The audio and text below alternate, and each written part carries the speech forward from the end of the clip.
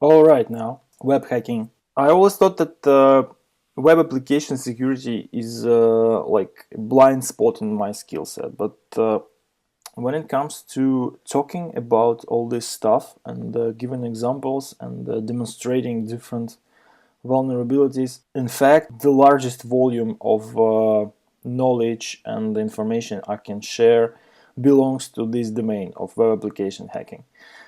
Maybe it's just because there is a total mess right now in that field, and this is the most, by all accounts, the most unstructured and unregulated software domain that is really easy to be accessed by the very young and yet not skillful developers, and as a result we have tons of different code produced, most of which is of really poor security level and quality level.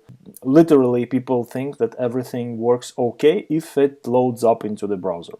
Okay, so this is the main test case. In fact, in the reality, this is not always true and correct, right? So if it works as the developer expects, that doesn't mean it won't work as the hacker wants it to work.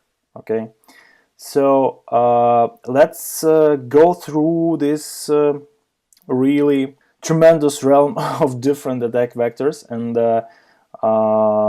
go through all of them one by one. However, I must warn you that for this section, unlike other sections of this video tutorial, you have to know at least the basics of HTTP protocol and web application structure and the means of communication between different web application tiers.